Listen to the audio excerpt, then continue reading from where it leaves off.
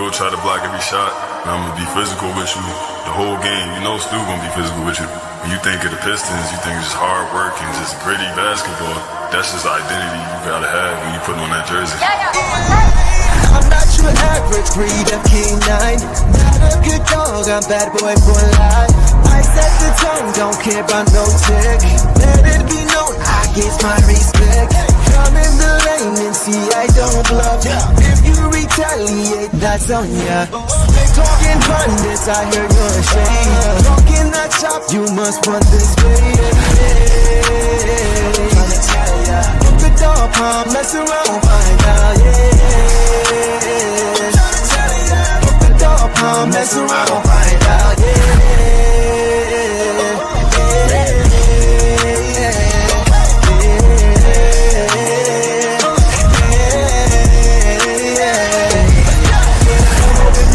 For some barbecue sauce, boy, you better cough a hill, cause I'm like that. When you're real for some barbecue sauce, boy, you better cough a hill, cause I'm like that. The dog palm, mess around, find out.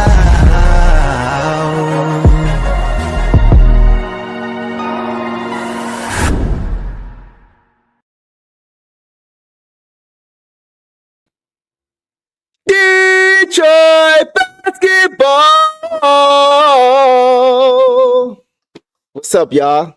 Welcome back to another episode of the Deuce Show. Man, felt good to play that dog pound theme. Shout out to my dog Carl Collins production for that wonderful production that he did for your boy. Man, oh man, guys. So, man, poke the dog pound, mess around, found out, yeah, right? Man, oh man. It's so many things tonight we're going to get to that I was just pleased to see. First of all, welcome to everybody who was here. Shout out to all you guys who are already here and waiting. I appreciate your patience. This is going to be a fun show. A lot of good things to really talk about in this game. A lot of receipts that I just may pull out because a lot of things we saw tonight are exactly what I have been talking about. Exactly what I said we could expect second half of the season. When a lot of people were panicking, throwing in the towel on certain guys on this team, tonight is one of the reasons as to why I said you cannot do so. And you got to give these guys time. You got to give these guys reps. And you got to give these guys opportunity to be able to make mistakes and learn from them. So, by the way, shout out to everybody who has stuck with this team from the very beginning, man. You know, it's been tough. It was a tough start to the season. But here we are, all right? Here we are with one of the most exciting stints in points that we can really look forward to going forward for the rest of the season. So first things first, the Pistons beat the Spurs tonight on the road, 125-110 to win their 30th game of the year. 30th game of the season, first game back out of the All-Star break. Crazy. We didn't have half this many games this year, had this many games at all as wins last year. So to have 30 at this point is very just refreshing. Man, very happy to see, man. So 30-26 on the season. I actually tweeted, guys, last night before this game started that the Pistons are going to win tonight in blowout fashion. And they did not let me down. Before we go any further, I want to shoot a prayer up for Wemby, with this blood clot. Things really dangerous. We're seeing it happen with more guys now, with Brandon Ingram, Asar obviously, and now Wemby. So I'm really hoping that things are going to be okay for him long term. He's got the blood clot in his right shoulder, so we can just hope for the best for him. His ceiling is high, has a chance to be a really, really good player in this league. Finally, before we get into initial thoughts, George Blaha, the living legend, shout out to you for winning the Kurt Gowdy, I think it's called the Kurt Gowdy Media Award, like the highest prestigious award you can get in the media world. So shout out to him as well. Been doing it for 50 plus years. He is the voice of basketball for me growing up as a little kid back in the late 80s. So shout out to him. Okay, guys, this game was very, very fun to watch. It had its peaks and valleys, right? This was not a perfect game by any stretch of the imagination, right? This was definitely a game where early you could see the Pistons wanted to make sure that they got off to a good start. That's what we always talk about here, is getting off to a good start. Got to get off to good starts. Got to hit first. Got to set the tone, and got to do it for four quarters. The first part they did. The second part they did not. They started very, very well. The Pistons starters got this game off to a good start. Right? We always talk about that. Setting the tone, hitting first, hitting them in the mouth, making them call timeout first, right? Leading with their defense, turning that into offense. That is what the Pistons did to start this game. The energy they had early, the activity they had early, especially defensively, the rotations, man, moving on a defensive string, the way they were talking to each other, communicating, calling out screens. The sense of urgency was just there. It was just there early in this game. They do have to work on their turnovers, right? Especially on force. That's what young teams do. They turn the ball over at times as they're learning each other, as they're learning and building chemistry, understanding where guys like to be on the floor, and then just playing at a pace that you can sustain throughout the game. Sometimes the Pistons kind of play a little bit too fast and they kind of turn the ball over a little bit, but that's what young teams do, right? The bench, however, in that first half, man, the bench got outplayed by San Antonio's bench as a unit. Right, especially in that first half. The Pistons in the first quarter were up 13 at the end of the first quarter. But in the second quarter, they went down as many as 10. And it was really a game of runs early. And the Pistons bench to start in the first half was a little bit disappointing. To their credit, they could have let the game get away. The Spurs were up 10. They were at home. They were rolling. They had all the momentum. And the Pistons could have let go of the rope. But the Pistons were the better team. And they continued to fight. That was what I was really impressed and encouraged by, is that the Pistons shouldn't have even been down. They should not have been down. The game could have been over by the third quarter had they played the same way from beginning to end, right? With the same tenacity, ferocity, defensive intensity, the physicality. Had they played that way the whole game, this game could have been over early in the second half because they're the better team. But they allowed the Spurs to get back into it. But to their credit, they didn't give up the game. They they got back to who they were. That was the most important thing. In the second half, the Pistons got back to who they were. And they were able to even go into the half up 1, even though they were down 10. This game really was moving back and forth very, very quickly. But like I said, they played tough physical defense. They got back to who they were, got out in transition offensively. And when that wasn't there, they created and identified mismatches in the second half. And they took advantage of those. So they just got back to who they were. The Pistons, like I said, they're a better team. They were the better team. They just had to play their style and stick to playing their style of basketball for the whole 48. And they did a much better job of that in the second half. That is what I was happy to see. I was happy to see that. They got back to who they were. They didn't get rattled, right? Their coach did not allow them to get rattled and to let the game get away. He called timeout and got the guys back settled down. And that's what good coaches do. And that's what good young blossoming teams do. This team is very, very young. Team is very, very young. We have a few veterans who are older, who were once again very, very instrumental with this win tonight. But the Pistons stuck with it. They stuck with it, and I have to give them credit because we're seeing them grow up before our eyes. There were games early this season where we always talk about it, where they play great to start the first half and they let the game go in the second half, or vice versa. Start off slow and then try to get back into it late. Even though they didn't play a full 48 tonight, they showed resilience that they have not shown really in the beginning of the season. They would let games get away early in the season. So tonight, that didn't happen. They stuck to who they were, got back to who they were, and did what needed to be done in order to win this basketball game. So let's get to individual guys, because I'm seeing a lot of you guys talk about certain players, and we are definitely going to get into some individual guys. Let's see what we have here. Let's start with our all-star, Cade, right? Cade had a really good game tonight. He had 25 points, 12 assists, 2 steals, 1 board. He did have 7 turnovers. On 10 for 15 shooting from the field, 2 of 5 from 3, 3 of 4 from the free throw line in 30 minutes. The most important number that stands out in Cade's stat line tonight is his minutes. Minutes. That is the most important thing for him.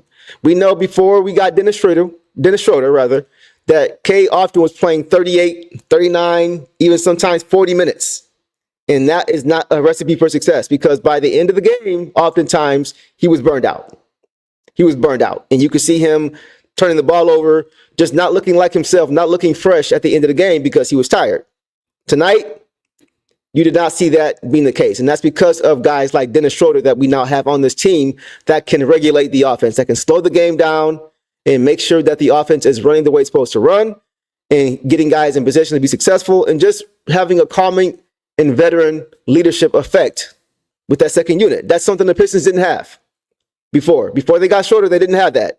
And K was off the scoreboard watching and having to get back into the game as soon as he sat down because the lead would disappear or the deficit would swell, right? So, and even though the Pistons struggled in that first half, there still was a sense of regularity. There still was a sense of calm still, at least from my eyes, that this was a game we're still going to win, right? We know Shorter's going to take some time. It's going to take him time to get familiar with his teammates and with the offense and things like that. But you see the potential with that second unit. You see how things settled down, especially in the second half.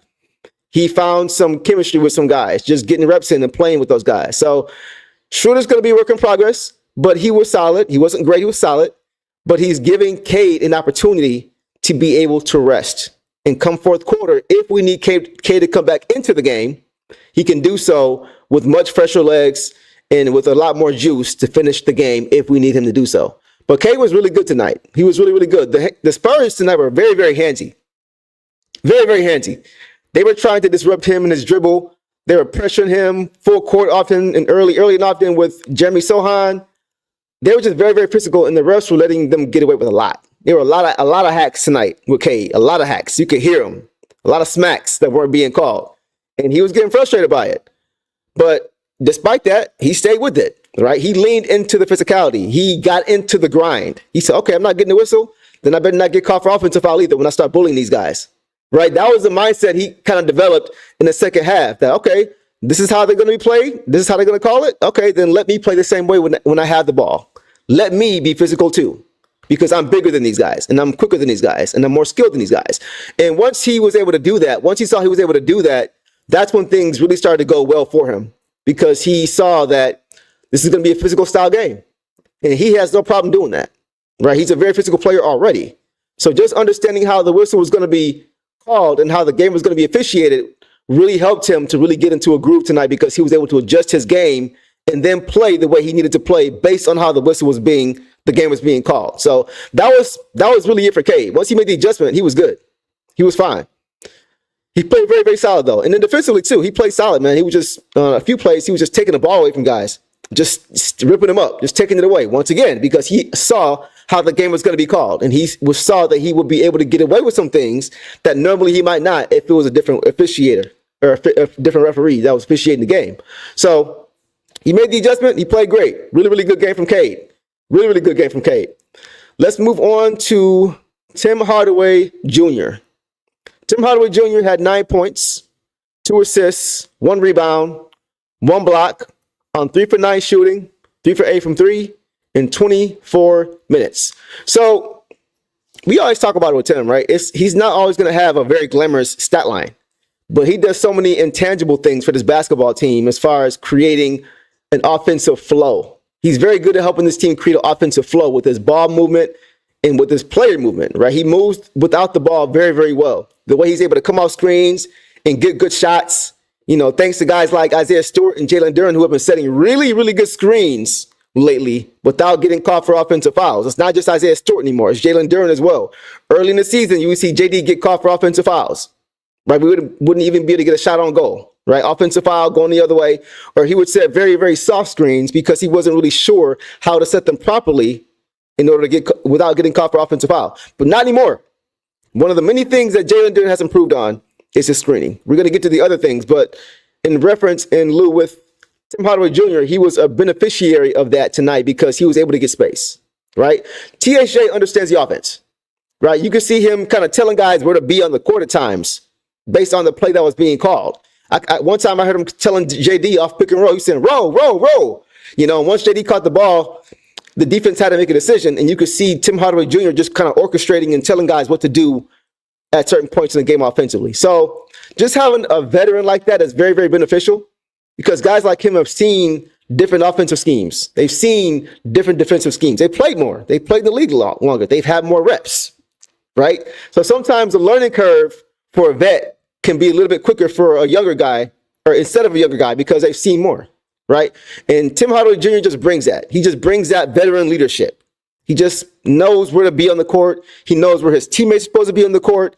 And you can just see that he really is a steadying presence. He's really been a very, very steadying presence since Jaden went down. Like, you really couldn't ask any more from Tim Hardaway Jr. just because of how he's playing. He's playing very, very good basketball for this team, even though it's not showing up stats-wise. He's really bringing that continuity, that consistency, and that chemistry to this young team. And it's been very, very good. And he's doing it on both ends, defensively as well. He's moving his feet. He's playing very, very solid defense. He's playing for his teammates. He's getting on the floor. He's taking charges. He had another charge tonight. He just does what this team needs to do, right? He's a very, very good player. Very, very solid play for the Pistons since Jaden went down. Okay, let's keep it moving, man. Asar Thompson, 8 points, 7 boards, 4 assists, 1 steal, 1 turnover, 4 for 12 shooting in 24 minutes. So Asar was solid. He was solid. He had a good start to this game, right? As far as setting the tone, we always talk about setting the tone, right? He was very, very big in that department. He had a tough assignment too, man. De'Aaron Fox, I think he had 27 points, 28 points tonight. He's a load, man. He's a load for anybody. But Asar really did a solid job on him, man. Just Asar's activity, man. This is activity and his energy on the defensive end. And then offensively too, the way he's able to get in the boards, man, and get offensive rebounds. We saw him turning defense into offense, getting steals, getting out of the break, just being a menace on the glass, just doing everything, into the paint as well. I will say with Asar, though, he is a Swiss Army knife. But along with working on his jump shot, and me and King were talking about this earlier tonight, he's got to work on his dribbling. It's so many times when there is an unforced turnover or unforced error on the part of Asar because he's just moving a little bit too fast. He's just a little bit too loosey-goosey with the basketball. He's just bobbling off his feet or, on the break, and he's got an easy bucket, and he just kind of loses it. Things like that, he has to work on his handle because that's going to be something that's important for him because he's going to be able to create opportunities for others and for himself, right? That's going to be important for him. That's going to be a big role for him as he continues to grow with this team. It's being able to be a secondary ball handler, potentially, or a third tertiary ball handler, and also getting on the break, right? A lot of time he's going to lead one-man breaks because he's going to have turned defense into offense. So he's going to have to work on that handle to make sure that he is not just giving away free points. I think that's happened quite a bit this season. It wasn't terrible tonight, but first game back was the first thing I noticed with him. It's just sometimes his ability to kind of just get loose with the basketball. He has to work on that. He's got to make sure that he's securing the basketball and really taking advantage of those opportunities that he's creating for his teammates. But aside from that, he played solid, man. He played a very solid defensive game. He always seems to be at the right place at the right time, right? Whenever on either end of the floor, whether it's a help side defensive play he makes, or whether he's finding an opening offensively under the rim or something in the dunker spot. Like, he's just always finding ways to be impactful on the floor, despite him not being a good shooter yet, and that just speaks to his potential. By the way, all these guys were a plus tonight. All the starters were, here's a fun fact. All the starters tonight were a plus. All the bench guys were a minus. I'm going to say it again. All the starters tonight were a plus in the plus minus department. All the bench guys were a negative. That just shows what I was saying earlier about how the Pistons got off to a great start, but didn't sustain it, particularly in that first half. That's a crazy stat. They definitely have to make sure that they are playing 48 minutes, man. But just to show you guys, Tobias, who we'll get to next, plus 32. Asar, plus 26. Tim Hardaway Jr., plus 21. Jalen Duren, plus 21. Kate Cunningham, plus 26. The starters got it done. The Pistons don't win this game without the first and third quarter starts to this game because the second and fourth were not as good. Second half was better, but the first half, when the starters sat down, the bench really put the starters in the bind. So shout out to the starters, man, for really, really showing up tonight in both stints when they played together to really make sure this game was put away when it needed to be. Okay, now let's get to two more guys. Tobias Harris, man. Tobias Harris, guys, continues to earn that contract. I know so many people here in the chat. I was one of them at times, but some of you guys were just way out of hand. Tobias Harris, man, a lot of you guys were saying that he got way grossly overpaid for that contract. 2 years, $52 million, right? $26 million a year. A lot of people are saying, man, this is wasting money. Wasting money. I, at times, was very, very concerned about him, but I was never one of the people saying, let's trade him. I was never saying, let's trade him. You can go check the receipts. Go check the previous shows. I never said that about any of these guys, to be honest with you. I never said to move on any of these guys, right? I just said they got to improve, but it takes time. So anyway, Tobias did his thing tonight, man. Was the best player on the floor offensively for this team. I know Kate had 25, and I know JD did his thing as well, which we'll get to. But from an efficiency standpoint, Tobias Harris, man, he did it tonight. 22 points, 7 rebounds, 2 assists, 2 steals, only 1 turnover on 8 for 10 shooting. 2 of 3 from 3, 4 of 4 from the free throw line in 30 minutes. This dude was super duper efficient. Super duper efficient tonight, man. He just continues to get it done. He picked right up where he left off before the break, right? The past month or so before the break, he had been playing pretty close to this type of basketball on a game-to-game basis, game over game. He's just been very, very consistent. This is the Tobias Harris I was hoping we were going to see when he signed here. This is the Tobias Harris that I saw much of in 2016 when the Pistons originally brought him here. I know that was 9 years ago, but he's still very much the same guy. He actually now is just he's polished his game up in other areas. He's a much better rebounder now. He finds ways to be effective other than scoring the basketball now. He's a much better facilitator now, right? He's just become a very, very important piece to this team. He's a very calming player for this team, right? And his efficiency, man, is getting ugly. You look over what's going on right now with Philadelphia 76ers and who they replaced him with. Paul George is averaging 16 points a game this year, guys, on a ridiculous contract. I guarantee you, if they could rewind time, Dr. Strange style, they would definitely take this Tobias Harris on $26 million a year over a Paul George of 16 points and double that contract. Right? So, I hate to say I told you so, but this is why you have to give these guys time. That's why we're seeing the best version of these guys all right now. We're seeing the best K right now. We're seeing the best Tobias right now. We're seeing the best Jalen Duren right now, who we'll get to in a second. Right? We're seeing the best of all these guys, right? We're seeing the best Tim Hardaway Jr. right now. All these guys are slowly fitting and getting comfortable and like falling right into their role. They're understanding their role now. You don't understand your role when you got a bunch of new guys in your team, and a new coach and a new GM. It doesn't happen right away. It takes time. Guys are saying Jalen Duren's trash. Jalen Duren's bad. Come on, man. He's 21. Give him time. A new coach, new system, new everything. You got to give these guys time. Not only is he learning who he is, he needs to learn how to play with his teammates. He needs to know what his role is going to be. What's our identity? All these things were unanswered questions at the beginning of the season. And so it takes time to understand it. And then it takes time to consistently adapt to it. It doesn't happen right away. It doesn't happen right away. And that's what I was saying all year long. Just patience. Patience. No big trades, no huge splashes. The talent is already here, guys. The stars, I've said this for the last year and a half now. The stars are already on this team. They're already here. We have stars right here. Time just has to catch up. Literally. That's literally it.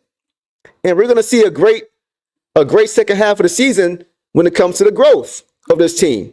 We still haven't seen the best of any of these guys yet. Listen, everybody who we try to out, maybe outside of Tobias Harris, we have not come close to seeing their final form. At all. At all. We have not come close. For all my Dragon Ball Z fans, so you think this is my final form? No, not at all. We're nowhere near any of these guys' final form. K, nowhere near. Jaden, obviously, nowhere near. Asar, nowhere near. Jalen Duren, nowhere near. And look what we're doing already. This is why you don't trade guys who are this young, who are on rookie contracts, especially. These guys are still on rookie contracts. K just got his extension. Jaden, rookie contract. Jalen Duren, rookie contract. Asar Thompson, rookie contract. Ron Holland, rookie contract. Why in the world would you want to move anybody like that? It makes absolutely no sense. So not to get too deep, I just wanted to say this is why it's important to be patient. And it's not gonna, listen, there's still gonna be a ton of mistakes made. This team is still going to have plenty of growing pains. We're still only 2/3 of a season into their first season together. So it's not like, okay, they figured it all out just because they had a break and they had 55 games together. No, the break probably helped them to recharge and then to kind of get right back into the grind of who they are, like to pick up where they left off. But there's still going to be growing pains. It's still going to be games where they don't look the best on offense, don't look the greatest on defense, going to have errors here and there. It's going to happen. It's going to happen. But you're starting to see how high the ceiling is for this team now because you're giving these guys time to get comfortable in their roles. That's what it all comes down to. I've seen it happen with so many different Pistons teams over the years, right? Where fans are just so knee-jerk and so ready to just give up and panic and just let go of whatever they had in the team, right? For what? And then you see that player or those players play so much better elsewhere because whoever they went to, guess what? Gave them time. So that's all I'm saying, man. You got to give these guys time. Speaking of which, let's get to Jalen Duren now. Jalen Duren tonight, man. 21 points, 15 rebounds, 5 assists, 1 steal, 1 block, 1 turnover, only 2 fouls on 10 for 14 shooting, 1 for 1 from the free throw line, still knocking those down, in 27 minutes. 27 minutes. No starter played more than 30 minutes tonight. It should have been less than that because this game should have been put away earlier and they should have been able to sit for the rest of the game. Even with that, though, they still played very low minutes as a unit. Nobody played more than 30. So Jalen Duren, man, listen, a lot of you guys owe Jalen Duren an apology. I've seen it in the chat. I see a lot of you guys taking accountability in the chat, which I appreciate. Right? Because a lot of you guys, I was trying to tell y'all, DG, I appreciate you. And a lot of you other guys are saying the same thing. A lot of you guys was ready to turn on this man. A lot of you guys were ready to trade this man. A lot of you guys were ready to say, let's go get somebody else. Let's get somebody else. Okay, case cracked. I appreciate the honesty. I was walking him to the bus. I appreciate that. Yes. And this is not a I told you so thing, I promise you. It's just nice to see him now getting the respect that he deserves, right? Because you can see now that he has that confidence about him. He understands who he needs to be for this team now. He understands who he needs to be for this team. And you see him continuing to do it more and more and more and to be 100% effort-wise into doing those things, right? I said it before. Earlier this season, it seemed like he was just wanting to be more focused on the offensive end. But we didn't need him to showcase all of his offensive ability, especially early on in the season when we're trying to develop an identity. We didn't need that from him.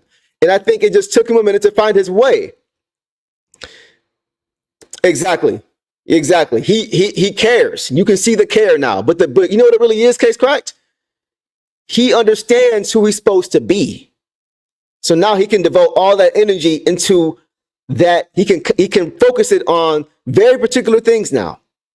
Defense, rebounding, running the floor hard, setting good screens, rolling hard, creating space for K, right? He understands who he's supposed to be now.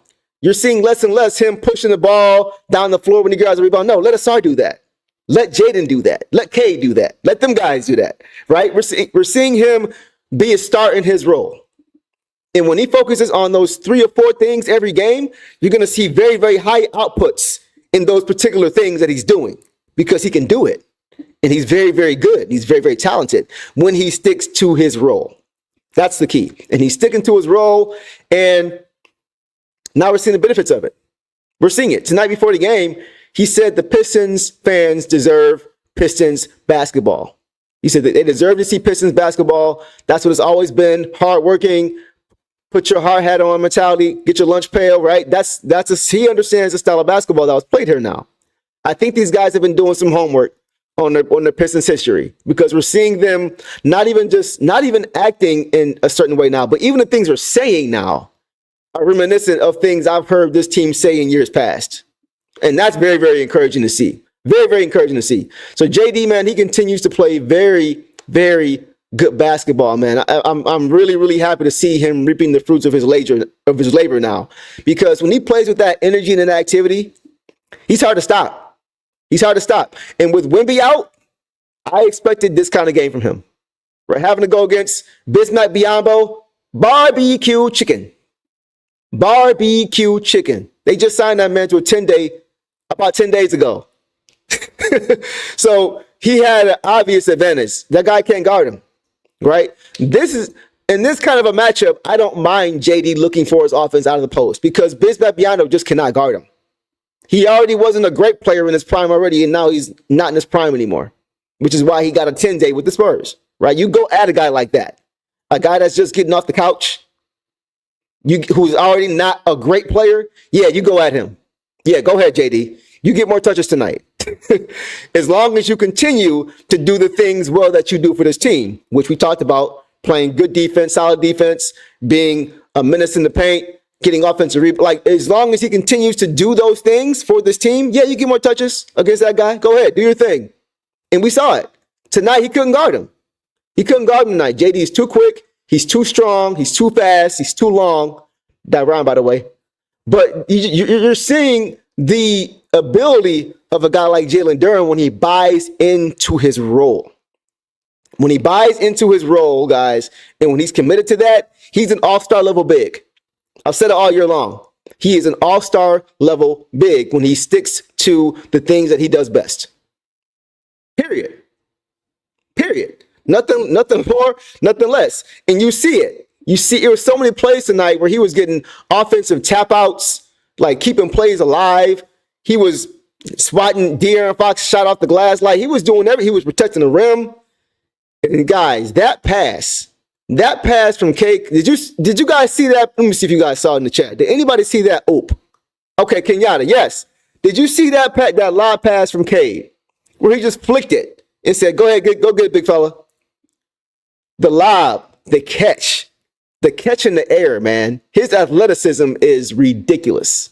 His hops, his bunnies, ridiculous. The way he hangs in the air gives me that Bam Adebayo type of feel. The way he just hangs up there. Somebody said Sean Kemp earlier. The way he just hangs up there. Yeah, it's got that feeling to it. And that finish, man. Cade just having fun out there too. You can just see this the way Cade is. He's still doing it too, guys. I mentioned it before. You see how Cade's doing those lookaways out of the pick and roll now, lookaway passes because he knows the defense has to make a decision, and he's trying to just make them guess. You're seeing him do that because he's so familiar with the offense now. He's so familiar with the defensive looks he's getting that he knows he can go either one or two directions. Like he's getting more and more comfortable. All these guys are getting more and more comfortable, and you're seeing with JD. He continues, man, to show how good he can be for this team. He was getting lob after lob after lob after lob. Easy putback, easy layup, easy dunk. You name it, he was getting it. You name it, he was getting it, man. So JD continues to show, I'm going to say it again, how good of a player he can be. And this is why you do not give up on a player his age. This is why. And more JB Bickerstaff is showing what the biggest problem was last year. We all know now. It's obvious. The way he coaches this team, the way he goes to bat for this team, the way he has his team believing they can win when they play his style of basketball, Detroit style Pistons basketball. He's getting the most out of these guys now. He is getting the most out of these guys. He has these guys locked in. So shout out to him as well for coaching these guys up and making sure that they are playing to their identity. Because when they do that, they hard to stop. DG said, I'm calling 20 and 15 next year. Yeah, for sure. Definitely. I think I put a poll out earlier, actually, too, a few days ago, as to who has the greatest shot to join Cade as an all-star next season. And the options were Asar, JD, and Jaden. And it was pretty much split down the middle with JD and Jalen. Or JD and Jaden. Sorry. Because I feel like they all have the ability to get there. They all have the talent to get there. But you got to look at the landscape of the conference that they're in and say, where is the strongest position in that conference? And we know the Eastern Conference is very guard heavy. Very guard heavy, right? There's a lot of guards in the East. The Cavs had a backcourt again represent their team, represent the All-Star game, for the team for the All-Star game. So you're seeing that guys like Jaden, it's going to be a little bit harder because there's a very deep backcourt pool in the Eastern Conference. But as far as big men, if JD gets to that 20 and 15, like DG is talking about, which I think he can get to next season, I don't see why he couldn't be an All-Star next year.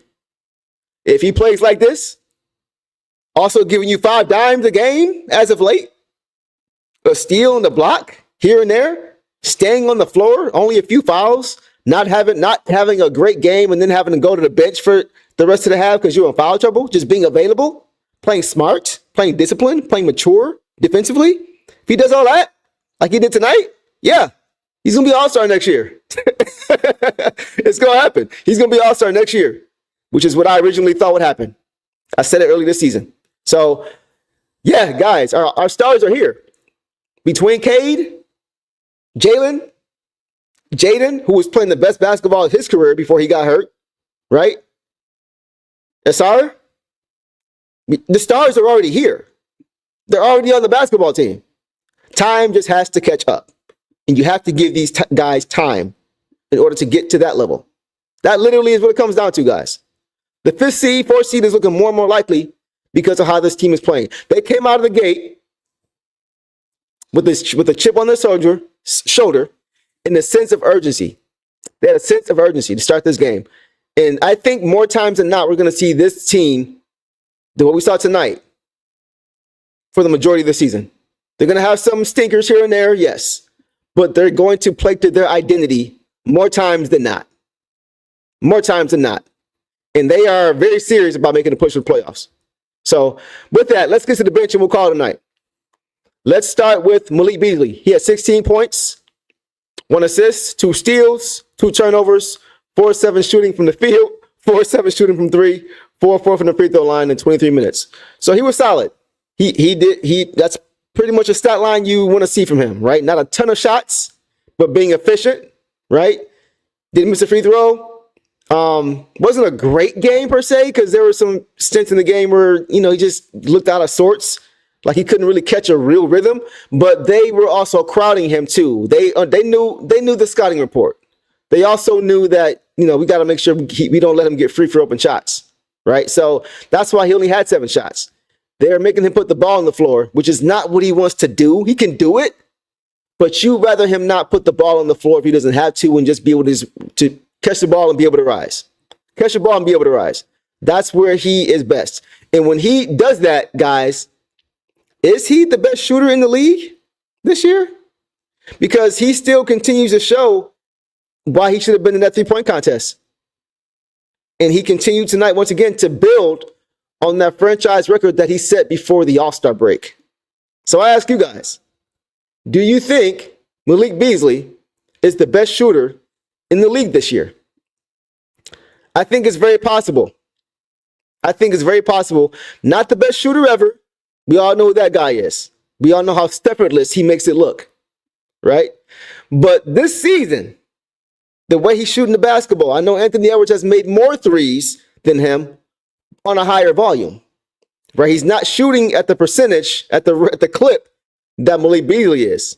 So for Beasley to have the amount of threes made, the volume, and the efficiency, shooting at a high percentage, plus 41%, I think he can make a case for being the best shooter in the league this year, which is insane for him to not even be in the 3-point contest. Crazy. But it's okay because we're going to need that in the playoffs. We are going to need his leadership and his spacing and his shot making come playoff time. I definitely think he's going to be very, very important for us in the playoffs. Solid game from Beasley. Devin says, yes, he is best shooter, 3-point shootout. It was terrible. I know, D. It was bad. I don't know. The whole weekend was bad. We're not going to get into that now, but yes, I totally agree. The whole weekend was just terrible. The format was just bad. Yeah, it was bad. Yes, he has. We talked about him earlier. He has been very, very good lately. Very, very good. Let me get some of these comments here. THJ and Harris can be replaced as far as skills, but I want to bring him back next year for one more development. I'm not mad at that, Devin. I'm not mad at that because Devin made a good point. I'm not mad at one more year. Maybe. It's a maybe for me, though. And it really, the maybe for me, Devin, depends on how far we go this season. If we overachieve this season and get to a second round and threaten one of those top 3 teams or top 2 teams who are probably going to be in the finals, if we can threaten them in the second round, then I think at that point we may need to push this thing a little bit forward, a little bit quicker, right? If we only, get to the first round and we don't get there and, lose in the first round, but get like 2 games, then I'm okay with them with going with these guys one more year as starters. But if we show that we're a little bit more ready than what we initially thought, if this team looks like Ron Holland has looked as a rookie, like way ahead of schedule, if the team as a result, like looks like that playoff time, I'm kind of accelerating what we're trying to do here. I'm not saying that we're rushing anything, but it's making me look at this team differently as far as maybe it's time to go get some more help now, right? That's definitely what I think should be the barometer. It really depends on how these guys look in the playoffs this season. And we don't know how good this team is yet, guys. We don't know how good this team is going to be come April. We're seeing them continuously get better, but we don't know how good they're going to be yet. That's kind of the scary part. So we got to kind of wait and see. And I'm sure that Trajan Langdon is in evaluation mode right now. He is in evaluation mode right now. 100%. So Devin is saying, I want them off the bench. Okay, if you want to keep them, yeah. THA, third string. Okay, got you. And here's why I was kind of questioning that, Devin. And I understand what you're saying now, bro. I got you now. That makes sense. Devon, my bad. I keep saying Devin. Devon. Everybody's name is not Devin. You see that V? That's a capital V. Devon. I'm saying it for me and you. So my bad, Devon. But yeah, the reason I was hesitating at first when you said that, Devon, was because I always say, look at the top teams in the East. If we want to contend seriously in the Eastern Conference, we got to get bigger in that starting lineup. We can get away with it now, right? Especially like in games like tonight when Wemby is not playing. But when we're really trying to make that push and really start contending and become a team like Cleveland eventually, or a team like New York standings wise, right? I think New York, might be to actually beat them, but we'll get to that. But the top teams in the East, right? If you want to really contend with those teams, the Bostons, the Clevelands, the Milwaukees, if you consider them a contender still, you have to be big up front. All those teams have a lot of length and a lot of size. All of them. You look at Cleveland, they have Jarrett Allen and Evan Mobley. The last game, I watched them play last game. Those guys had 13 and 18 and 16 and 20 respectively. Or 18 and 13. I think Mobley had 18 and 13 and Jarrett Allen had 16 points and 20 boards. Like those guys dominate the interior. They dominate the interior. So it's unfair to ask a guy like JD to go toe-to-toe with both of those guys because Tobias just isn't big enough. He's just not big enough. Mobley is 6'11". Jarrett Allen is 6'10", 6'11" himself. So JD is 6'10". He's athletic and he can kind of make up for him. He plays like he's 6'11", maybe even 7 feet because of his athleticism and his strength and his size, right? But he's still just one guy. You still have to make sure that you have another guy that he can go to war with in that painted area if you want to really contend in the Eastern Conference. You have to. So now that you're saying off the bench, Davon, I understand what you mean as far as those guys, because we know the importance of getting off the good starts, right? Those teams will make you pay if you're small up front. They'll make you pay early, and they will set the tone for how the game's going to be played. So I'm with you on that. I definitely think down the road we can look to keep those guys as veterans, not just veterans, but veterans that the young guys can have grown with, right? It's one thing to bring. And I'm glad we got these guys in here now because they can grow. They can help these guys grow up. It's different to bring a veteran guy in to a team to help them grow. It's going to take longer if the guys on the team don't know that guy, right? But with guys who are already on the team, they come to the team as veterans and then they grow up the younger guys. It's going to be more of a connection there. It's going to be more chemistry there because they know these veterans. They know these veterans aren't here just for a paycheck, right? They're not just here to do a job. They're here to build something and to build relationships as well. So I'm with you 100% on that. Let these guys hang around for a little bit longer and build camaraderie, and help these young guys grow up. I've been saying Harris is our Al for a minute. Yeah, he's our Al, but Al is 6'10". Al Horford is 6'10". And Al Horford is much heavier than Tobias. Al Horford, he's built for the painted area. He can step out and hit the three, yeah, but he's a great rim protector. Even at this age, he's a smart defender, like Stu. He's kind of like Stu defensively as far as being able to protect the rim, using timing, using, his antics and his tricks of the trade that he's learned along the years to be a good defender. He's a good positional defender as well. So you got to have more size. People say, I don't know about that. We'll see. I personally don't think we even need to go after a guy like Mobley, honestly. I'd rather just go with somebody, I don't know. I'm good on Mobley. I want Cade to be the guy that stands out from that draft on this team. I don't want any other guys. I don't want Scotty Barnes on this team. I don't want Jalen Green on this team. I don't want Evan Mobley on this team. Nah, y'all stay over there. I'd rather have somebody else. Give me Naz Reid. You know what I'm saying? Yes. There we go, Marvin. Give me Naz Reid. Give me that tough-nosed defensive guy who can spread the floor. Right? He's a dog. I don't feel like Evan Mobley's a dog. He's good, but I don't feel like he's a dog. That's just me. I'd rather not have a guy like Evan Mobley. He's talented, but I'm straight on Evan Mobley. That's just my initial reaction to that. Can be like a Cleveland, East Memphis. That's really all we need, Davon. That's really all we need. That's really the biggest, and it's fine that we don't have it yet because we're not ready to get our Rasheed Wallace yet, right? We're not that team that got to the Eastern Conference Finals, lost because we didn't have enough talent, and then next year went and got the missing piece. We're not there yet. A year or two from now, we may be there. But right now, we're still 2001, 2002 Detroit Pistons. We're not 03, 04 yet. So it's pointless to go get the guy because we're not the team yet. We don't need the guy because we're not the team. Once you become the team that's ready to get the guy, then you go get him. It's not time for that yet. All right. So let's get to the bench real quick, y'all. We got to Malik Beasley. Let's get to Dennis Schroeder. Schroeder had 9 points, 1 rebound, 3 assists. And that's about it. Two turnovers, 3 for 10 shooting, 1 for 3 from 3, 2 from the free throw line. So he was solid. Schroeder was solid. I mentioned it earlier. He was solid. He was okay. Wasn't great. He struggled a little bit at times. He didn't really shoot the ball well. He didn't really look to have an offensive rhythm. He had a few plays, right? He had a few spurts here and there, a few plays. But he didn't really look like he was comfortable yet, and that's understandable. He just got here. This is game 4 for him, right? So offensively, it's going to be some struggles along the way, some speed bumps along the way, some bumps along the way. That's okay. I expect that. But I will say this.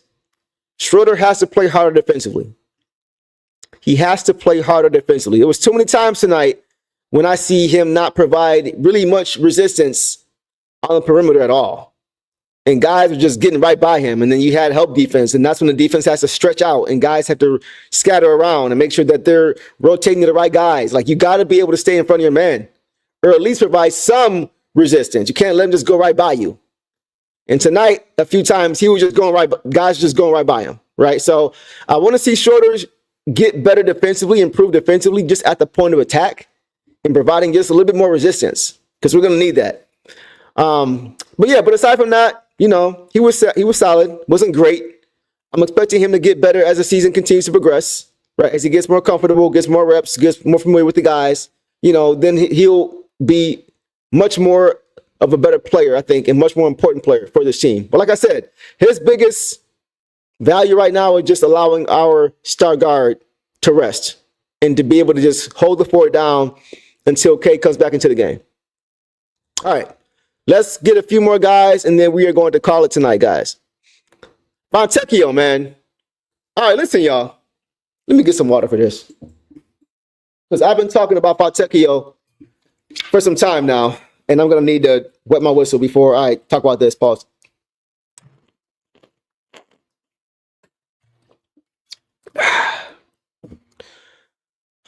Okay.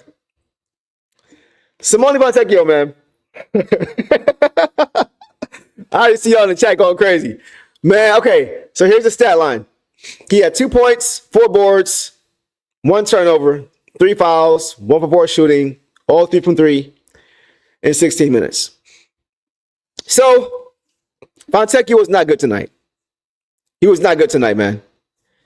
Yeah, Davon, I'm sorry, bro. I had to. I had to take a sip for that one. Yeah, I don't normally do that, but I had to because, okay, all right. So, I've said it before, man. Like, if he's not shooting well, then he's really not providing us much. He does play solid defense, but he doesn't really make much of an impact defensively. He stays with his guy. He doesn't get caught on backdoors. He doesn't give up easy points for the most part, but he doesn't really cause turnovers. He doesn't really do anything. And sometimes you just need guys to just play their role, but I need him to be more impactful. I need him to be more impactful. If he's not scoring, he's not really providing much. He's not really providing much. And tonight, it wasn't just the scoring. Okay, he wasn't making shots. Okay, fine. 0 for 3 tonight. Okay, fine. But when you have plays, and there was one play that I saw, when you have plays when defensively you play great team defense, right?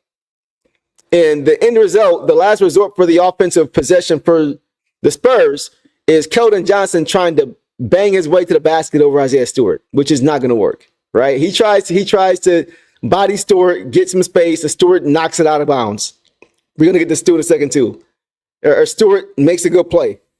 And the defense as a whole has a great defensive possession, right? No scores, nothing easy. And Fontecchio goes to secure the rebound, and he's passing the ball right to a defender who's right on the side of him. And that results in a turnover, which leads to Keldon Johnson then getting an open 3. And you can just see Stu come on, bro. Come on, man. We just had a great defensive stop, and we end up giving a 3 because you can't secure the possession. Come on, man. You gotta finish the possession. That's part of defense. It's securing the basketball, the defensive rebound. You have to do that. And that is so demoralizing for a defense when you play that great defense and then you just turn the ball right over and give them an open shot for a 3. You're literally shooting yourself in the foot. Literally. That was so annoying to see that. I'm sorry. It really was. It just doesn't seem like he fits. I don't know. I don't know what it is. It's hard to explain, but it just seems like he doesn't really fit. It seems like he's trying to find himself, but it just doesn't work for me. It does. I don't know if it doesn't. I don't know. I wouldn't say it doesn't feel like he's bought in because it does seem like he's trying. It just doesn't seem like his style really fits what we're trying to do. I don't feel an edge. I don't feel an edge when I watch him play. You see Ron Holland plays with an edge. Jalen Duren plays with an edge. Cade plays with an edge. All these guys play with an edge. Asar plays with an edge. I don't see really an edge from him. And maybe that's just his style of play. Or maybe it's what D. Davis is saying. Maybe something with the injury. I don't know. He doesn't seem like the same. The guy last year that I saw when we got him on this team played with an edge. It doesn't seem like this season he's the same guy. And I don't know why. It could be the injury. But it's been disappointing. Because tonight he had some really good looks. Tonight, and they just didn't fall, and that's okay. But when you're hurting your team defensively like that, you're really not providing anything. And I hate to get on him like that, but you could see it. You could see it on guys' teammates, or on his teammates' face. You could see it. They were frustrated. That's especially when you're in the middle of a run and you're stringing stops together. Stop after you getting 3 or 4 stops in a row, and then you get another one, and you secure the ball, and then you turn it right back over, and they get an open shot. It's like, that's how we give it up? You know what I'm saying? It's just, I don't know, man. I don't know if he's gonna be here long term, guys. That's nothing against him. You guys know I've struggled with him all year. And you guys know I'm usually pretty honest about these guys, right? I'm pretty fair, and I try to be as positive as I can. Right? Because this is my team. I love my team. But I got to call a spade, man. It just don't look good. It just doesn't look good. It don't look good. So, he's going to be here for the rest of the year. So we'll see if he's able to find himself or find a role, carve out a role for this team. But I think if he doesn't soon, the Pistons got to look elsewhere. I think the Pistons need to give other guys opportunity. Whether that means give B-Ball Paul those minutes, which I have campaigned for, or Bobby Klintman, which I've campaigned for, or even Lindy Waters, the guy we just got on his team from the Golden State. He's a good shooter. I think at this stage, he would be a more reliable shooter than Fontecchio. Right? That's what I would like to see. Any of those guys, any of those three, whether it's, or if you want to give Ron Hollins, so if you want to split it up, give Ron Hollins 4 extra minutes and then give B-Ball Paul 4 extra, like however you want to divvy it up. I just think those minutes can be played better, can be utilized better elsewhere. So whether it's Ron Holland, whether it's B-Ball Paul, whether it's Bobby Klintman, whether it's Lindy Waters, somebody. But I think at this point, I think we've seen, I would give Fontecchio 5 more games. I would give him 5 more games to show me some consistency on both ends, because we haven't really seen consistency from him on both ends all year long. We really haven't seen it, right? I give him 5 games, 5 to 7 games, 7 max. If he looks like this in that 5 to 7 game period, I'm making a change. It's too much talent on that bench right now to not be utilizing it if we're not getting anything from somebody right who was in those minutes. He said play Busy Bone. Busy Bone for Eric, guys, is Lindy Waters. Just in case you guys didn't know, because he got the hang time braids and he kind of looks like him a little bit. So yeah, I'm with you on that one a little bit. He does kind of look like him a little bit. That's funny. But yeah, somebody else needs opportunity. Somebody else has to be given opportunity, man. And I think really it should be one of those guys. So we'll see. Yeah, I know. Wendell Moore almost be beat up on Fontecchio. We'll leave it there, man. Yeah, I think Cole might be better too, honestly. That's a good call, Mega Hustler. That's a really good call. I will have to agree with you on that. But we'll see. I'm gonna give him more than one game after the break, right? Maybe he had a bad game. We'll see. He's had bad games before the break, so I'm like, but we'll see. All right. A few more guys and we're out of here, guys. Actually, one more guy, because we had a lot of contributions here and there, but two more guys. Okay, 2 more guys. So let's go Ron Holland first. 4 points, 5 boards, 1 for 4 shooting, 0-3 from 3, 2-3 from the free throw line in 20 minutes. So Ron was solid, right? Ron's energy and effort was there. Like Isaiah Stewart, he's always going to bring that energy and effort, right? He is always going to bring that energy and that effort. It's not always going to manifest, right? He's not always going to knock down shots. But unlike Fontecchio, like I said before, he finds ways to be effective even when he is not shooting the ball well, right? He's able to get a block here, get a steal here, make a nice pass here, finish here, right? If his shot's not falling, you'll see him try to go get downhill and get to the bucket like he did tonight and get an and one, right? He is able to find ways to still be effective if his shot's not falling. And that's the difference between him and a guy like Fontecchio. That's why as a rookie, he's already a better player. He's more versatile. I just saw Carlos Delfino and I have to comment on it. Let me see. Delfino was nice, bro. I honestly thought in 2005 when the Pistons drafted him that he was like, was it 05 or 06? I think it was 05. 05 we drafted him. I thought he was going to be like our Manu Ginobili. I did. He didn't become that. I was hoping he would. It's funny because he used to run like this too. They used to call him thumbs because Delfino always run down the court like this. They call him thumbs. But I thought he was going to be our Manu Ginobili. He was solid. He never became the player I thought he could have became. I felt like he just wasn't utilized properly, though. I don't think he was developed right. He could have been very, very good, I think. But anyway, my little Delfino a bit. But yeah, I think Delfino was nicer. By the way, I think he was nicer. Let's see. This win, and if they win the next, are huge. Playoff bound. Yeah, bro. I have something to talk about with you guys if the Pistons win next game against the Hawks. Definitely. 2000's energy was so infectious, he doesn't need the ball. Exactly. Oh, Ron, double O. Yeah, exactly, Quinn. Exactly. He just has the ability to make impact. He has the ability, and that's why he always finds himself on the floor. Because he's had a lot of 0 for 3 games this year, guys. He's had a lot of 0 for 4 games this year, as far as the shooting. Some 0 for 5 games. But guess what? He was always in the court. Still. Because he found other ways to still be impactful. And that's why I think a guy like Fontecchio may be in danger of losing his minutes, because his impact is based upon his shooting. If he's not shooting well, he's not really giving you anything else. So not to get on him, just citing the difference between those two guys and why I think other guys who also have versatility should be given the opportunity. Larry Brown was well known for not liking to play young guys. Yes, he was. Yes, he was. He definitely was. He did at times though. Like I think that was kind of a narrative that maybe was a little bit unfair because he did at times give guys an opportunity when they played well. So it's hard to really say with that, but we'll see. We are the Hawks. Yeah, we definitely do. We definitely do.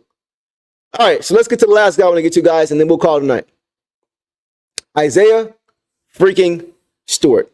Guys, the song Dog Pound that I made, the intro you guys saw, the biggest reason for that was because of Isaiah Stewart. Right? I know it's him, it's JD, and Ron Holland calls himself, baby Dog Pound, the junior Dog Pound, but Dog Pound is Isaiah Stewart, man. Isaiah Stewart is the Ben Wallace of this team. I'm not saying he is Ben Wallace because there's only one Ben Wallace. There's only Ben Wallace, and there's only going to be one Ben Wallace. But Isaiah Stewart is the closest thing we've seen to him since he's been here. He is literally the heartbeat of this team. He's a heartbeat.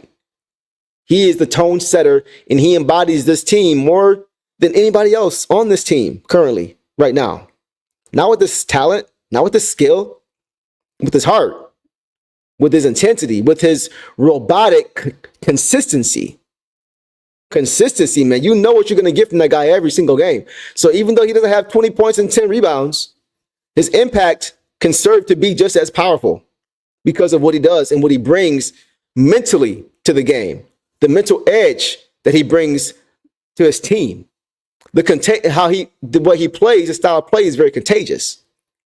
Tonight he had 5 points, 8 boards, 1 assist, 3 blocks, 2 or 3 from the field, 1 or 2 from the free throw line in 19 minutes. First of all, who saw that block? I know I'm not the only one who saw that crazy block. He had like 3 or 4 of them tonight. He had 3 of them. I just said 3. He had a few of them tonight that were just like, oh, man, offensive player, what are you doing? Like, did you not get the memo on this guy? Have you not seen? You didn't do your homework on this guy. You didn't watch any film study. Like, guys, it seems like guys kind of expose their lack of film study when they continuously try to go at him. Guys who don't have the most bunnies, guys who are not the most athletic, trying to dunk on Stu. It's already hard to dunk on him if you are athletic because of his timing and how he can still catch you at the top, regardless of how long you can hang in the air. Because as an offensive player trying to dunk on him, you can't control when he leaves the ground, right? So you can go as high as you want. At some point, you got to come down. And if his timing is right, he's going to catch you on the way down before you get to the rim. So even for athletic guys, it's hard to dunk on him, which is why he is the league leader in field goal percentage against in the paint at 6'8", with a 30-something vertical. That's why. So what? You got guys who are exposing themselves and showing they don't know much about this guy. They have not done film study on this guy because you're not even athletic and you're trying to dunk on him. Like, what are you doing? What was that guy doing tonight? We all saw it, man. Okay, I can't even say his name. Okay, how do you say that? Sam, and no disrespect, but I had never heard this dude before in my life. Santh Joe Ragnarok. I'm just playing. Mugcock. Okay. Thought he had a poster too. Thank you, Davon. I never heard of him before in my life. And I probably never will again, no disrespect. Unless he's trying to dunk on Stu. So, yeah, man. Like, DG, yes. I've said this for months now. He is, in my opinion, Stu's going to be a lifer. He's going to be a lifer. He's going to be a lifer here. He's so much more important here than he is anywhere else because of what he means to this team, because of what he represents for this team. He is going to be our Udonis Haslem because that's Heat culture. This is dog pound culture. This is Pistons culture. He embodies that the same way and is going to embody that the same way that Udonis Haslem does for the Heat. Right? Maybe even moving into a role outside of basketball, outside of actually playing, right, when he's done. We'll see. That's just the impact he has on this team. When it comes to knowing the right kind of guys with the right kind of stuff who need to be on this team, having a guy like Stu, yeah, that's an NBA player. That's a Pistons player. Nah, not so much with that guy. Stu knows what it looks like. And who better to say that or to give a judge on that than the guy who did it and brought it every day, right? So absolutely. Stu is going nowhere for a very long time. A very long time. And I hope that's the case. You lose a guy like him, it's like losing Rick Mahorn after you win a championship. Who remembers that? When the Pistons won the first ring and they had Rick Mahorn to go along with James Edwards and Bill, I can't even think of his name right now. Bill Laimbeer, I'm sorry. Having a guy like Rick Mahorn on that team. When Rick Mahorn had to leave because of the league adding more teams and him going to a different team, you saw opposing teams getting more brave, trying to be more physical in the paint, pushing Bill Laimbeer back, pushing James Edwards back, because a guy like Rick Mahorn, who was a tone setter, wasn't there anymore. That's why you keep a guy like Isaiah Stewart, because you keep that mental edge over other teams just by being on the court. They know he's ready for the smoke at any time. They know Ron Holland, as a rookie, is here for the smoke at any time. You're not going to be able to get away with certain things with those guys on this team. Let those guys go. Watch how teams start acting a fool against you. That's what happened to the bad boy Pistons when Rick Mahorn left. That is why Isaiah Stewart is not going anywhere. That's why you need him. His presence alone. Watch what I say. He's not going anywhere, and that's why. It's not about the on-court efficiency or the on-court production per se all the time. With certain guys, yes. Guys like him, not so much. And he's still giving you 3 blocks a game, and he's still improving offensively, and he's still being a robot defensively, and you know what you're going to get from him every single game. He's not going anywhere. Not going anywhere. All right, so we're going to call it there, y'all. Pistons get the win tonight, 125-110 over the San Antonio Spurs to move to 30-26 on the year. They're now 16-13 on the road, guys. This team is showing signs of life, man. This is going to be a very, very fun second half of the year, guys. The second half of the season is going to be very, very fun. Buckle up, because I think we're going to see the Pistons hit another gear. I think they're going to hit another gear. We saw glimpses of it a few games back, right? Before the All-Star break, when they played Philly, blew them out. When they played the Bulls the Bulls back-to-back, blew them out. The underwhelming game of that back-to-back with the Bulls was an 18-point win. The underwhelming win of those two games was 18-point win, right? We know what happened in the first game, up 50 points. So we saw the glimpses. I think now we're going to see more and more of that. We're going to see more consistency from this team. They're going to continue to play the way they're playing right now, right? The first half of this year was about understanding their coach. Understanding their coach. That was what the first half of the season was about, in my opinion. That was what the Pistons had to figure out. They had to figure out their coach. They had to figure out their teammates. They had to figure out their roles. They had to figure out their identity, right? I think the second half of the season now is going to be about, okay, now that we figured it out, let's sustain it. Let's do it again, and then do it again, and then do it again, and then do it again. And each time they do it, it's going to be a little bit better. That's why the second half of the year is going to be so much more fun to watch, because the kinks, for the most part, have gotten ironed out in large part as far as who this team is. They know who they are now. They're playing with purpose. They're playing with intention. They're doing the same things every game now. Looks a little bit different here and there, but you can see the same style of play being exhibited every single night now. That's the difference. That is the difference. So we're going to see the same qualities every night. Tough defense, right? Sharing the basketball, getting out in transition. And then in the half court, you're going to see the heavy pick and roll with Cade and JD. And to go along with that, you're going to see a lot of player and ball movement. And then everything else working off of that. We're going to see that more times than not this season, the second half of the season. The mistakes are going to be there. Still going to make mistakes. The offense is not always going to be perfect. It's not going to always look razor sharp, right? You're going to see some defensive breakdowns here and there and more chemistry building and more. It's going to take time, right? It doesn't all happen in 55 games into a season with so many changes and the front office changes, right? It doesn't all we're seeing it come together, but they still got a long way to go. They still haven't even played a game in the playoffs together yet. That's another milestone, right? So it's so many things still ahead of us that need to be checked off the list. But we're seeing that we're going to get to a point where we can start checking those things off now. Getting to the playoffs, winning playoff games, winning playoff series. Those things are going to slowly start getting checked off more and more because now this team is starting to go in the right direction. And I think they'll have a much firmer grasp on what they need to do every night in order to win basketball games. Coach has this team believing. They believe in each other, they believe in themselves, and they believe that they can make some noise in the playoffs. They can. So the Pistons play the Hawks on Sunday, and hopefully we are going to be celebrating a very monumental and milestone-esque. I'll just leave it there. Very big milestone can be coming if the Pistons are able to win that game on Sunday. So I'll hold off for that. That'll be safe for the next video. But I keep seeing you guys talk about the standings. So let's go ahead and go to the standings really quick and just kind of take a look and see where the Pistons might be positioned, because I see a lot of numbers here. I see you guys want to talk about it. So before I get out of here, let's just talk about it for a quick minute, and then we'll get out of here. That sound cool to y'all? Let's pull it up here and see what we have. All right. So the Pistons right now are firmly in the 6th spot, right? 30-26. The Pistons are now 2 games back. They're still 2 games back of the 4th seed.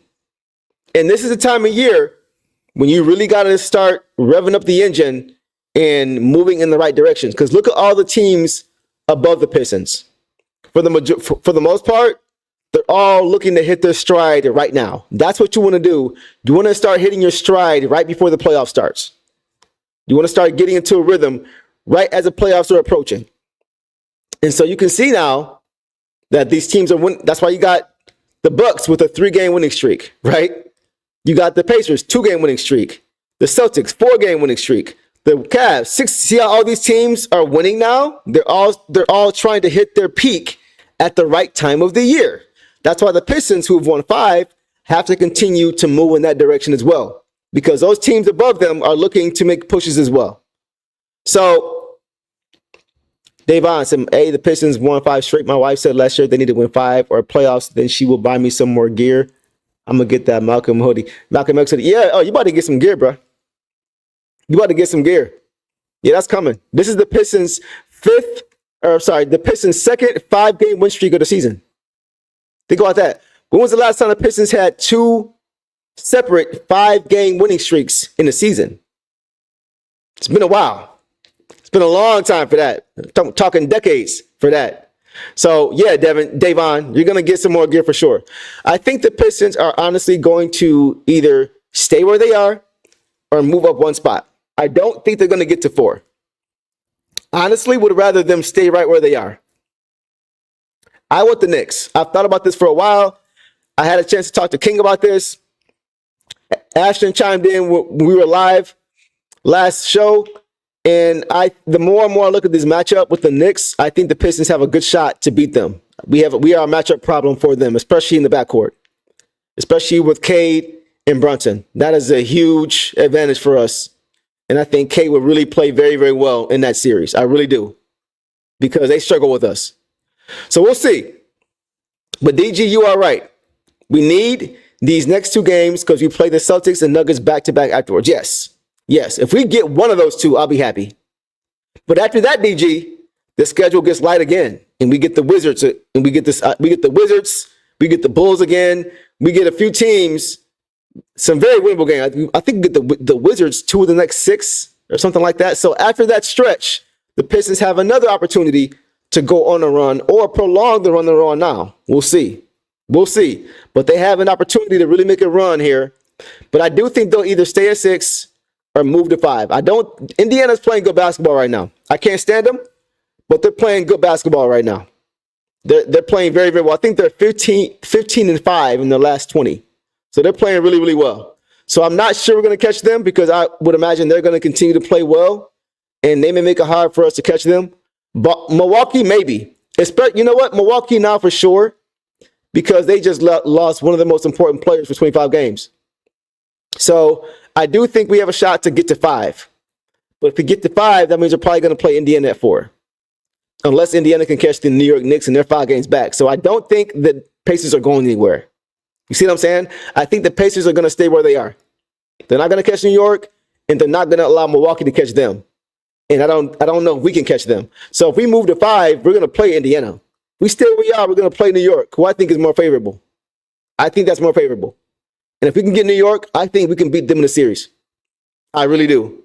The way we're moving right now, I think the Pistons can at least take them 6, 7 games and maybe even beat. I think they can beat them. I think the Pistons can beat the Knicks. The Knicks are not, in my opinion, a great playoff team. They're a good regular season team, but not a great playoff team. But either way, it's going to be fun watching Pistons basketball in the spring again, guys. I'm looking forward to it. It's going to be a fun end to the season, a fun rest of the season. And wherever we are in the standings, I'm excited.